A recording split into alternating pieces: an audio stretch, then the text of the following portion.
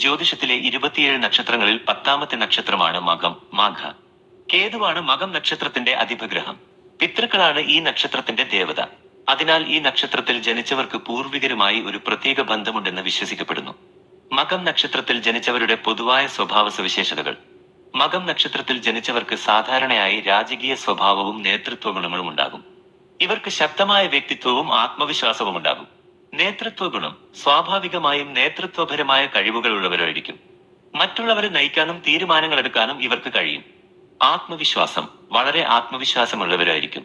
തങ്ങളുടെ കഴിവുകളിൽ വിശ്വസിക്കുകയും ലക്ഷ്യങ്ങൾ നേടാൻ ശ്രമിക്കുകയും ചെയ്യും. അഭിമാനം: അഭിമാനികളായിരിക്കും. തങ്ങളുടെ വ്യക്തിത്വത്തിനും സ്ഥാനമാനങ്ങൾക്കും ഇവർ വലിയ പ്രാധാന്യം നൽകും.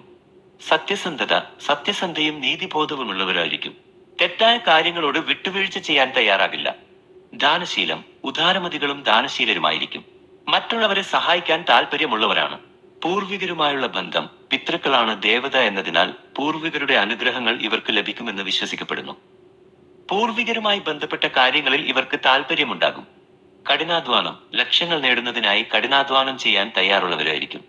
സാമൂഹിക ബഹുമാനം: സമൂഹത്തിൽ നല്ല ബഹുമാനവും അംഗീകാരവും ലഭിക്കാൻ സാധ്യതയുണ്ട്. കുടുംബസ്നേഹം: കുടുംബത്തോട് സ്നേഹവും കടപ്പാടുമുള്ളവരായിരിക്കും.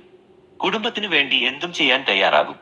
കലാപരമായ താൽപ്പര്യങ്ങൾ: കല, സംഗീതം, സാഹിത്യം തുടങ്ങിയ മേഖലകളിൽ താൽപ്പര്യമുണ്ടാകാൻ സാധ്യതയുണ്ട്.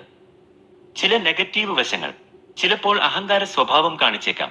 മറ്റുള്ളവരുടെ അഭിപ്രായങ്ങളെ പെട്ടെന്ന് അംഗീകരിക്കാൻ പ്രയാസം കാണിച്ചേക്കാം. സ്ഥിരതയില്ലാത്ത ചില തീരുമാനങ്ങൾ എടുത്തേക്കാം. അനുയോജ്യമായ തൊഴിൽ മേഖലകൾ: ഭരണം, രാഷ്ട്രീയം, നിയമം, അധ്യാപനം, മാനേജ്മെന്റ്, കലാപരമായ മേഖലകൾ, ജ്യോതിഷം എന്നിവ മകം നക്ഷത്രക്കാർക്ക് അനുയോജ്യമായ തൊഴിൽ മേഖലകളാണ്. ഓരോ വ്യക്തിയുടെയും ഗ്രഹനിലയും മറ്റ് ഘടകങ്ങളും അനുസരിച്ച് ഈ സ്വഭാവ സവിശേഷതകളിൽ വ്യത്യാസങ്ങൾ വരാം.